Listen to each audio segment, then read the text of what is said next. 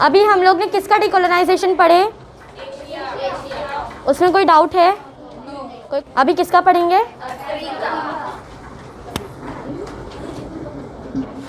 Now look in the textbook. I'm reading it. During the 15 years period of 1950 to 1965, people in the European colonies in Africa freed themselves from the foreign rule.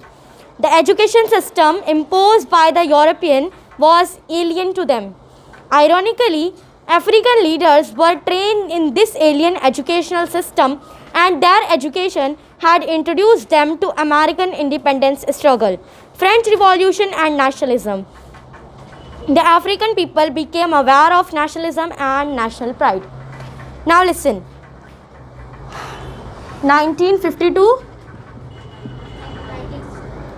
65 ये period में African continent में independence के movements चले हैं.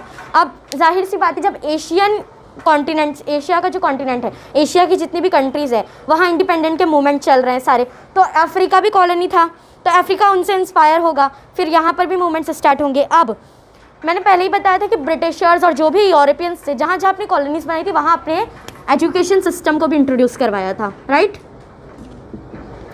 अब क्या हुआ था कि मोस्टली लोग जो थे कॉलोनीज़ को, वो इनकी एजुकेशन को फॉलो नहीं करते थे, क्योंकि उनका मानना था कि ये हमारे दुश्मन है, इन लोग ने हमें स्लेव्स बना कर रखा था, ये वो. दैट वाज मैनी रीज़न कि ये लोग जो नॉर्मल जो कॉलोनीज़ के कॉमन पीपल थे, वो जो यूरोपियंस हैं इनकी एजुकेशन को एक्सेप्ट नहीं करते थे. बट स्टिल कुछ ऐसे थे जो कि वो एजुकेशन को एक्सेप्ट करके समझ में आ रहा था उनको कि क्या सही है और क्या रॉन्ग है, गलत है. अब कैसे, जैसे इंडिया में राजा राम मोहन रॉय का एग्जाम्पल हम लोग देख सकते हैं. वो पूरी ब्रिटिश एजुकेशन में उन्होंने सब कुछ पढ़ा था, सब उनको ब्रिटिशर्स से मिला था, बट स्टिल उनको पढ़ने के बाद ये चीज़ समझ में आई ना, what is independence, caste system क्या है, हमारी सोसाइटी किस तरह की प्रॉब्लम फेस करी. सेम यहाँ पर भी यही था कि अफ्रीका में जो लीडर्स ने, जो अफ्रीकन लीडर्स थे, वो जिन्होंने ब्रिटिशर्स के एजुकेशन सिस्टम से एजुकेशन ली थी, उन लोगों को ये बात समझ में आ रही थी कि हम लोग जो है अभी स्लेव बनकर रह रहे हैं, हमको इंडिपेंडेंस नाम की कोई चीज़ है जो हमको चाहिए. ठीक है, क्लियर. अभी नॉर्मली यहाँ पर एक पर्टिकुलर वर्ड है, the education system impose by the European was alien to them. Alien किसको बोलते हैं हम लोग? हाँ, कोई दूसरे प्लानट से कोई अगर रहता है तो उसको हम लोग एलियन बोलते हैं, जादू. तो अब यहाँ पर क्या था, यहाँ जो एलियन का वर्ड है, ये एक्चुअली एलियन एक और वे में यूज़ होता है फॉरेनर्स के लिए. तो जैसे अभी अगर आपकी कंट्री में कोई फॉरेनर आता है, कोई अमेरिकन, कोई अफ्रीकन, कोई भी आता है, तो आप उसको क्या बोलोगे? वो एलियन है. तो इसका ये मतलब नहीं कि कोई दूसरे प्लानट से आ गया है, नहीं. He was from another country, that's why you are calling him an alien. तो अब जो उनका एजुकेशन सिस्टम है, वो एजुकेशन सिस्टम भी इनके लिए एक एलियन था, कि जो बिल्कुल समझ में नहीं आ रहा है आपको. डेफिनेटली अगर आप कोई फ्रेंच से मिलते हो, ऐसा कुछ रहता है. अभी तो जैसे इंग्लिश वगैरह हम लोग कन्वर्सेशन कर लेते हैं, बट पहले के टाइम पर तो आप एकदम सिर्फ अपनी लोकल लैंग्वेज जानते थे, लोग ज़्यादा लैंग्वेजेस भी नहीं जानते थे. अब ऐसे में कोई अगर फ्रेंच आदमी आके आपसे फ्रेंच में बात करने लगा, तो आप तो उसको कुछ समझ ही नहीं पाओगे ना, आप लोग सोचोगे कि अरे क्या हो गया है. तो वैसे ही सेम यहाँ था कि उस टाइम पर अफ्रीकन के लिए एजुकेशन सिस्टम एक एलियन एजुकेशन सिस्टम था, उनको कुछ समझता नहीं था ये सब. अब देखो क्या हुआ कि यहाँ पर पैराग्राफ की 1 2 3 4 5 6 7th लाइन में देखो, देयर एजुकेशन, वहाँ से अंडरलाइन करो, their education had introduce them to American independence struggle. जब फॉरेनर्स की एजुकेशन लीडर्स को मिली तो क्या स्टार्ट हुआ?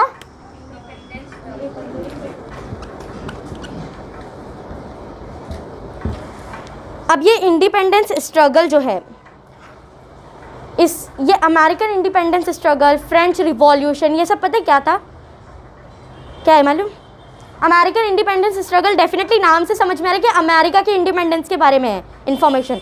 फ्रेंच रिवॉल्यूशन सबने पढ़े हैं, फ्रेंच रिवॉल्यूशन, अब इसको डिटेल में तो जा नहीं सकते अभी हम लोग.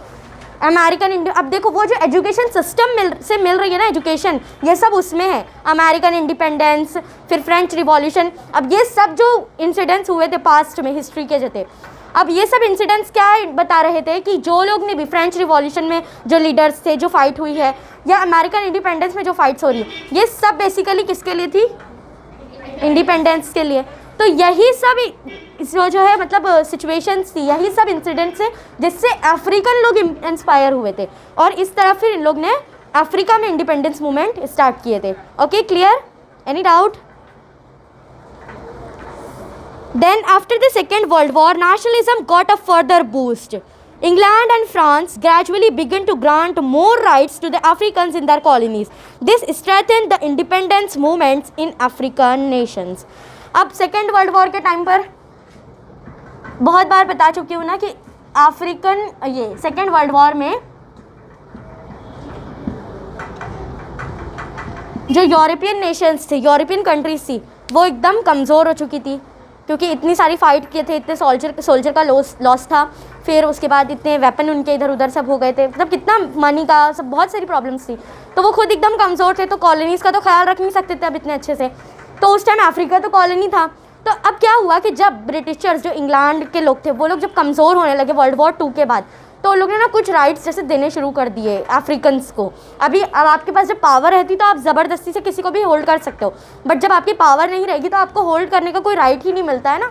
अभी जैसे हम लोग देखते हैं कि अगर कोई गवर्नमेंट है और उसके पास बहुत पैसा है, बहुत पावर है, बहुत सब कुछ है उसके पास, अब लोग जो हैं अब वो गवर्नमेंट कुछ गलत कर रही है, जैसे लोगों के राइट्स नहीं दे रही है, उनको कुछ भी प्रॉब्लम क्रिएट कर रही है, और लोग चाह रहे हैं कि वो अपने राइट से वो लोग मूवमेंट करेंगे, लोग जो होंगे वो मूवमेंट करेंगे।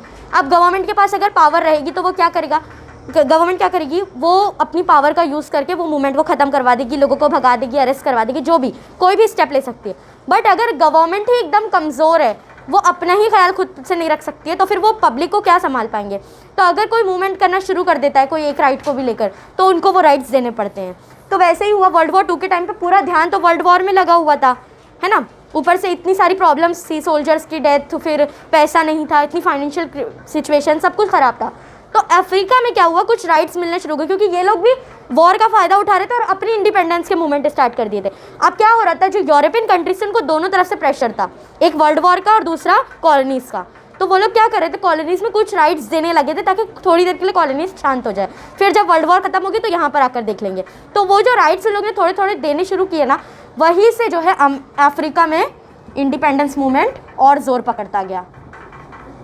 समझ में आया अभी? Any doubt? Any doubt? Clear एकदम? देन अब यहाँ पर एक है बंडंग कॉन्फ्रेंस। तो इंडिया जब इंडिपेंडेंस उसको मिल गई, तभी उसी साल इंडिया ने जो है जो एशियन कंट्रीज से उसकी एक कॉन्फ्रेंस बुलवाई थी। अब जाहिर सी बात है पूरा एशियन कॉन्टिनेंट जो था वो कॉलोनी बन चुका था। अब धीरे धीरे सबको इंडिपेंडेंस मिल रही, तो सबका एडमिनिस्ट्रेशन एकदम ख़राब है, अभी किसी की भी गवर्नमेंट कुछ ढंग से बनी नहीं है, कोई लॉ नहीं है, कोई रूल नहीं है अभी। तो वो सबको लेकर एक कॉन्फ्रेंस बुलाई थी, किसने? इंडिया। कितने रिप्रेजेंटेटिव यहाँ पे प्रेजेंट थे? 25 एशियन कंट्रीज़ जो थी, वहाँ से सब मतलब अलग अलग कंट्रीज़ के एक रिप्रेजेंटेटिव थे। हर कंट्री से कोई एक आदमी भेजा गया था इस कॉन्फ्रेंस में, ताकि डिस्कशन जो भी है वो हो सके। इन this conference the concept of Asian regionalism was shaped. अब इसमें कॉन्फ्रेंस में क्या हुआ, जो एशिया का जो मैप है, अब जो अभी हम लोग जो करंट वर्ल्ड मैप में एशिया को देखते हैं, यह उस टाइम का एशिया नहीं है अभी। तो ये कॉन्फ्रेंस में जो एशिया का रीजनल मैप बनाना है, रीजनल क्या होता है कि आप बॉर्डर वगैरह जो है वो सब कंट्री की वो सब बताओगे, वहाँ पर कौन सी कंट्री की बॉर्डर कहाँ पर आएगी, ये वो। तो वो जो रीजनल डिस्कशन था कि एशिया का स्ट्रक्चर कैसा होना चाहिए मैप में, कौन सी कंट्री की कितनी बॉर्डर होनी चाहिए, क्या होना चाहिए, वो सब इस फर्स्ट कॉन्फ्रेंस में डिस्कस हुआ था। ठीक है, क्लियर? कुछ डाउट है? फिर से देखो क्या हुआ। 1947 में इंडिया ने सारी एशियन कंट्रीज़ की कॉन्फ्रेंस बुलाई। 25 एशियन कंट्रीज़ थी और हर कंट्री से एक रिप्रेजेंटेटिव आया। अब ये मीटिंग में क्या डिस्कशन हुआ कि एशिया है जो, उसको हम लोग मैप में जब बनाएंगे, एशिया का जब फिगर आउट करेंगे एशिया कैसा दिखता है, तो उसमें हम लोग कैसे बताएंगे कि इंडिया की इतनी बॉर्डर होनी चाहिए, चाइना की ये बॉर्डर होगी, रशिया की ये बॉर्डर होगी, ये सब मैप पे ही आपको समझ में आता है ना कौन सी कंट्री कितनी बड़ी है। तो वो सब कैसे बनना चाहिए, रीजनल उसका एरिया क्या होना चाहिए, रीजन कैसा है, कोई रीजन कितना बड़ा होना चाहिए, कितना छोटा, वो सब इसी कॉन्फ्रेंस में डिस्कस हुआ था। अभी क्लियर हुआ? ठीक है। Then the issues like common problems faced by Asian people, the social, economic and cultural problems of the Asian countries and the need of mutual cooperation among Asian countries were discussed in this conference. This conference was followed by the first, underline it, the first conference of Asian and African countries held in 1955 at Bandung in Indonesia. This is, underline करते रहो अभी, this is known as the Bandung Conference. In this conference, the problems of Afro-Asian countries were discussed and it was decided to focus on world peace and mutual cooperation. अब देखो, economic, social, cultural, ये कुछ ऐसी common problems थी जो हर colony ने face की थी. इकोनॉमिक प्रॉब्लम सब कॉलोनी को थी. सब कॉलोनी से उनके जो नेचुरल रिसोर्सेज थे वो लेकर चले जाते थे यूरोपियंस और लाकर हाई प्राइस में बेचते थे. इकोनॉमिक प्रॉब्लम हो गई. सोशल प्रॉब्लम थी, सोसाइटी में आपको जीने की आज़ादी नहीं थी, आपको आपके रिलीजन को लेकर और हर लैंग्वेज को लेकर, ये सब चीज़ को लेकर बहुत प्रॉब्लम थी. कल्चर को लेकर आपको आपके फेस्टिवल्स, आपकी जो मैरिज वगैरह वो सबको अच्छे से मतलब परफॉर्म करने की आज़ादी नहीं थी. ये प्रॉब्लम ऐसी थी जो हर कॉलोनी ने फेस की थी, मतलब सारी एशियन कंट्री, अफ्रीकन कंट्री, सब ने. तो इसके लिए ये लोग जो थे, इन लोग ने सबसे पहले जो ये मीटिंग बुलाई गई बैंडंग कॉन्फ्रेंस, इसमें सबसे यही सब चीज़ें डिस्कस हो रही थी कि जो हमारी प्रॉब्लम्स हैं हम उसको सॉल्व करेंगे. अभी मतलब कोई वॉर वगैरह नहीं करनी है हमको एक दूसरे से, एज अ फ्रेंड बनकर हम एक दूसरे की हेल्प करेंगे. ये सब डिस्कशन चल रहे थे. ओके, फिर उसके बाद जो है ये फर्स्ट कॉन्फ्रेंस थी एशिया और अफ्रीका कंट्री की. अभी ये तो हम लोग ने बैंडंग कॉन्फ्रेंस की बात कर रहे हैं ना, तो ये कॉन्फ्रेंस कौन सी हुई? इंडिया ने जो सारी एशियन कंट्रीज़ को बुला कर ली. ठीक है. दूसरी जो थी 19, ये कब हुई थी? दूसरी जो हुई 1955 में. और ये जो थी ये एशियन एंड अफ्रीकन दोनों कॉन्टिनेंट की कंट्रीज थी. इसमें समझ में आया? फर्स्ट कॉन्फ्रेंस जो थी 1947 में, उसमें सिर्फ 25 एशियन कंट्रीज थी. सेकेंड कॉन्फ्रेंस थी 1955 में, उसमें एशियन एंड अफ्रीकन दोनों कॉन्टिनेंट की कंट्रीज इन्वॉल्व थी. और यही जो सेकेंड मीटिंग थी 1955 की, इसी को बेसिकली बोला जाता था बैंडंग कॉन्फ्रेंस. क्यों? बिकॉज ये बैंडंग जो एक जगह का नाम है जो कहाँ आती है? इंडोनेशिया में. ये यहाँ पर हेल्ड हुई थी, यहाँ पर इसको कंडक्ट किया गया था, इसके लिए इसका नाम क्या है? क्लियर हुआ? Bandung conference. Any doubt here? Then in this conference, हाँ अब देखो इस कॉन्फ्रेंस में क्या हुआ, जो भी अफ्रीकन और एशियन के कॉन्टिनेंट की जो भी प्रॉब्लम्स थी कॉलोनीज़ की सबकी, वही सब डिस्कशन हुई, उसका जो है सॉल्यूशन निकाला गया. और साथ ही ये बात को डिसाइड किया गया कि हम एक दूसरे के साथ कोऑपरेशन रखेंगे, एक दूसरे की हेल्प करेंगे कोई भी प्रॉब्लम में. और जो है अभी नो वॉर, अभी कोई वॉर वगैरह नहीं होगी हमारे बीच. इतनी जो प्रॉब्लम फेस कर चुके हैं, अब उसके बाद हम लोग एक फ्रेंड की तरह अच्छे से रहेंगे. तो अगर आपको शॉर्ट नोट में बैंडंग कॉन्फ्रेंस आता है तो क्या आप लोग लिख लोगे? कंसेप्ट ऑफ, कौन बात कर रहा है? H.S. Williams was the first person to think of African unity. Underline it. तो अभी देखो यहाँ एक नाम है, क्या नाम है वो? कौन था? Exactly. First man who thought about the African unity. He formed an organization. An organization से underline करो. He formed an organization while in London called African Association, later called as Pan African Association. एक organisation बनाई, क्या नाम था? और बाद में क्या बन गई? एक ऑर्गेनाइजेशन बनाई उसने. बेसिकली ऑर्गेनाइजेशन यूनिटी के लिए थी कि अफ्रीकन कॉन्टिनेंट जितना, अफ्रीकन कॉन्टिनेंट में जितनी भी कंट्रीज है वो सब यूनाइट हो जाएं, एक हो जाएं. जैसे मोस्टली क्या होता है, कोई कॉन्टिनेंट में इतनी सारी कंट्रीज होती है तो सब यूनाइट नहीं रहती. अभी एशिया को ही देख लो, एशिया में इतनी सारी कंट्रीज है, टर्की है, रशिया है, चाइना है, मंगोलिया है, सिंगापुर है, जापान है, ऑस्ट्रेलिया नहीं सॉरी, इतनी सारी जो कंट्रीज़ है ये सब एक होकर कभी रहते हैं, कभी ना कभी किसी से भी वॉर होती रहती, कभी इंडिया पाकिस्तान, कभी इंडिया चाइना, कभी कुछ ऐसे, मतलब एक दूसरे की सबकी चलती रहती है. तो इस ये चीज़ जो है यूनिटी का कंसेप्ट जो है अफ्रीकन कॉन्टिनेंट में H.S. विलियम का है. उसने एक ऑर्गेनाइजेशन लंदन में फॉर्म की थी, याद रखना. अफ्रीकन ऑर्गेनाइजेशन है बट फॉर्म कहाँ हुई है? लंदन में. और इसका नाम क्या था? और बाद में क्या हो गया नाम? ओके. ही ऑर्गेनाइज से अंडरलाइन करो. He organise it's first conference in 1900. First conference कब उसने ऑर्गेनाइज की? कॉन्फ्रेंस क्या होती है बेसिकली, जब आप जो है कई लीडर्स को बुलाते हो अपने पास और बैठकर कोई एक पर्टिकुलर जो प्रॉब्लम होती है, कोई पर्टिकुलर इशू होता है, उस पर डिस्कशन होता है, उसका सॉल्यूशन निकलता है, या कोई आप जो है कोई एक उसका रिजल्ट निकालते हो, यही कॉन्फ्रेंस होती है. तो 1900 में उसने फर्स्ट कॉन्फ्रेंस बुलवाई थी. Okay. W.E.B. Du Bois, an American sociologist, underline it, W.E.B. से अंडरलाइन करो, underline it, W.E.B. Du Bois, an American sociologist of African origin was present in this conference. अब देखो ये क्या नाम है?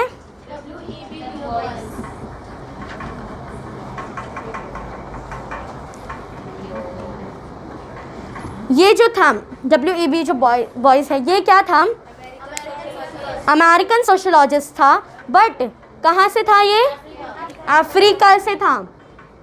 जैसे बेसिकली ये बोल सकते हैं हम लोग कि इसकी बर्थ जो है, पैदाइश जो है वो अफ्रीका की है, बट इसकी स्टडीज़ कहाँ की है? अमेरिका की है। इसके लिए अमेरिकन सोशोलॉजिस्ट था। और सोशोलॉजिस्ट है तो सोच लो सोसाइटी को ही लेकर चलता है, सोसाइटी के बारे में सोच रहा है। तो जो 1900 में जो कॉन्फ्रेंस HS विलियम ने बुलवाई थी, उस कॉन्फ्रेंस में ये प्रेजेंट था। Okay, clear? कंफ्यूज मत होना नाम वगैरह को लेकर। HS विलियम ने 1900 में एक कॉन्फ्रेंस बुलवाई थी। उस कॉन्फ्रेंस में WEB जो बॉयज़ जो था वो प्रेजेंट था, जो कि कौन था? एक American sociologist from African origin. Okay, clear? Clear? In 1919, underline it. In 1919, a second conference of African leaders and thinkers was held at Paris, known as Pan-African Congress. Second कब underline it उसको? First कब held हुई और second? इसमें भी कौन present थे? Exactly, African leaders and thinkers. और ये सब जो है अफ्रीका की यूनिटी को ही लेकर सब कॉन्फ्रेंसेस हो रही थी, ठीक है? अफ्रीका को कैसे यूनाइट करना है, अलग अलग अब नहीं होने देना है। देन देयर आफ्टर, अब अंडरलाइन मत करना, thereafter WEB Du Bois and his associates called a series of Pan-African Congress at various places. अब देखो 1919 में जो है सेकेंड कॉन्फ्रेंस बुलाई गई, कहाँ पर? पेरिस में। अब पेरिस में जो बुलाई गई उसको क्या कहा गया? Pan African Congress. अब बाकायदा ये समझ लो पार्टी टाइप बन गई है, ऑर्गेनाइजेशन एक पार्टी बन चुकी है अब। देन WEB Du Bois जो था वो मैंने पहले बताया कि सोशोलॉजिस्ट था और साथ ही एक अफ्रीकन था, वो अफ्रीकन ओरिजिन से था। उसने फिर इसके बाद जब देखा कि पहली कॉन्फ्रेंस बुलाई गई, फिर दूसरी बुलाई गई, तो उसको समझ में आया कि हम कॉन्फ्रेंसेस अगर बुलाते हैं अगर various part of the world में, तो इससे क्या होगा कि लोग समझेंगे, फिर अफ्रीकन यूनिटी का जो मिशन है इनका वो सक्सेसफुल हो सकता है। तो WEB ने क्या किया, उसने वर्ल्ड के कई पार्ट्स में इसी तरह की कॉन्फ्रेंसेस बुलवाई ताकि जो है और लीडर्स को जमा कर सके, उनकी थिंकिंग को समझ सकें, उनके, क्योंकि आप जितने नए लोगों से मिलते हो उतना आपको कुछ नया सीखने को मिलता है। किसी की थिंकिंग बहुत नेगेटिव होती है तो आपको उससे भी कुछ समझ में आता है, कोई बहुत पॉजिटिव होता है तो उससे भी कुछ समझ में आता है, कोई नॉर्मल होता है उससे समझ में आता है। तो इस तरह बहुत सारी कॉन्फ्रेंसेस बुलवाई, एक सीरीज़ चल गई। सीरीज़ कैसे चलती है, बहुत सारे एपिसोड्स होते हैं उसमें, वैसी एक सीरीज़ चलवा दी। Then This resulted in the idea of Pan-African unity taking deep roots in Africa. जब ये conference all over the world बहुत सारी जगह पर चलने लगी, अब एक कॉन्फ्रेंस अगर ऑल ओवर द वर्ल्ड कई कंट्रीज़ में चलेगी तो ऑफ कोर्स उसकी वैल्यू जो है इंटरनेशनल लेवल पर कुछ अलग हो जाती है। तो जब ये कॉन्फ्रेंस बढ़ने लगी तो इसने क्या हुआ, अफ्रीकन यूनिटी में एक बहुत, ये अफ्रीकन यूनिटी को ही लेकर बन रही थी ना कॉन्फ्रेंस, सारी जो हो रही थी और अफ्रीकन यूनिटी को लेकर थी। तो जब ये बढ़ने लगी तो ऑफकोर्स वर्ल्ड में हर जगह जब होगी तो लोगों को धीरे धीरे पता चलेगा कि हाँ अफ्रीकन यूनिटी के बारे में कुछ बात हो रही है। तो फिर ये क्या हुआ कि अफ्रीका में इसकी जो रूट्स थी वो मजबूत होती गई, जड़ें जो थी अफ्रीका में मजबूत, क्योंकि यूनिटी अफ्रीका की ही तो करनी है ना। तो अब जब all over the world support मिल रहा है तो अफ्रीका में जो ऑर्गेनाइजेशन है, बेस कहाँ बनेगा इस ऑर्गेनाइजेशन का? अफ्रीका में। तो जो अफ्रीका में जो इसकी ऑर्गेनाइजेशन थी वो मजबूत हो गई एकदम। अब जो है इनको एक प्लेटफॉर्म मिल गया अफ्रीका में, क्योंकि अब अफ्रीका में मजबूती मिल रही है तो अब वर्ल्ड में आप कहीं पर भी रहो, आपका एक वो रहता है ना, आपको एक क्लियरिटी कि हाँ एक जगह ऐसी है जहाँ हम लोग को कोई प्रॉब्लम नहीं होगी, हमारा बेस वहाँ मजबूत रहेगा। जैसे कि अगर हम लोग कोई मिलिट्री की बात करते हैं, मिलिट्री जैसे अभी इंडियन मिलिट्री है, हाँ, और वो लोग जो है कोई और कंट्री में लड़ने के लिए गए हैं, वॉर हो रही है समझ लो। अब वॉर होती है तो जब सोल्जर्स जो होते हैं उनको एक बात की ध्यान रहता है ना, उन लोग को एक चीज़ की तसल्ली होती है ना कि हमारे पास हमारी कंट्री है, हमको आफ्टर ऑल कुछ भी हो जाए हमको वहीं जाना है। ये उनका एक मेंटालिटी होती है ना, वो करते ही क्यों है वॉर, की वॉर जल्दी से ख़त्म करें और वापस अपने कंट्री में जाए, अपने घर जाएँ। तो बेसिकली वही था कि जो कांग्रेस, जो पैन अफ्रीकन कांग्रेस थी वो ऑल ओवर द वर्ल्ड बहुत जगह फैली हुई थी, बट उसको एक बात की तसल्ली थी कि उसका जो बेस है, फाउंडेशन जो है वो कहाँ पर रहेगा, और वहाँ से वो हिलेगा नहीं क्योंकि वो वहाँ एकदम मजबूत हो चुका है। Okay, clear? एनी डाउट, कोई कन्फ्यूजन है? Then the fifth Pan African Congress, underline it, the fifth Pan African Congress held at Manchester in 1945 by people of African origin living in Manchester. तो जो फिफ्थ पैन अफ्रीकन कांग्रेस जो उसकी वो चली थी conference fifth वाली, वो कहाँ पर हुई थी? मैनचेस्टर में। मैनचेस्टर में किसने की थी? मैनचेस्टर में जो अफ्रीकन रह रहे थे। देखो क्योंकि जब कॉलोनियलिज्म स्टार्ट हुआ था तभी देखो कुछ अफ्रीकन्स को ले जाया गया था यूरोप वगैरह काम करवाने के लिए एज अ स्लेव, तो अब वहाँ पे भी तो कितने सारे अफ्रीकन्स रह रहे होंगे। तो उन लोगों ने जो है मैनचेस्टर में एक और पैन अफ्रीकन कॉन्फ्रेंस जो है वो हेल्ड की थी। यहाँ पे ये क्यों मेंशन किया गया है? बिकॉज ये कहाँ आता है? मैनचेस्टर इंग्लैंड में आता है ना। इंग्लैंड में उन्हीं के अगेंस्ट कॉन्फ्रेंस चल रही है, समझ लो, तो इसके लिए इसको मेंशन किया गया यहाँ पे। Any doubt? सब क्लियर है ना एकदम? फिर से बताऊँ? देखो शुरुआत से पूरा समझना है। फिर जो फिफ्थ, अभी देखो मैंने बताया ना कि बहुत सारी सीरीज़ चल रही थी वो कॉन्फ्रेंसेस की, बहुत सारी कॉन्फ्रेंसेस हो रही थी ऑल ओवर द वर्ल्ड। तो जो ये फिफ्थ वाली कॉन्फ्रेंस होती है, अब एक के बाद एक लाइन से चलेगी तो फर्स्ट सेकंड थर्ड ऐसे चलती है ना। तो जो फिफ्थ कॉन्फ्रेंस थी वो मैनचेस्टर सिटी में थी। मैनचेस्टर जो है कहाँ आता है अभी बताओ? इंग्लैंड में आता है। तो इंग्लैंड में जो मैनचेस्टर में ही हुई थी, और मैनचेस्टर में जो ये कॉन्फ्रेंस थी वो किसने रखी थी? जो वहाँ पर अफ्रीकन्स रह रहे थे। मैनचेस्टर में जो अफ्रीकन्स रह रहे थे वो लोगों ने ये कॉन्फ्रेंस को कंडक्ट किया था। तो बेसिकली ये इसलिए मेंशन किया गया क्योंकि ये इंग्लैंड में रहकर अफ्रीकन यूनिटी की बात कर रहे थे। समझ में आया अभी कुछ डाउट है? Next is decolonisation in the African continent. Of course हम लोग डीकोलोनाइजेशन ही पढ़ रहे हैं।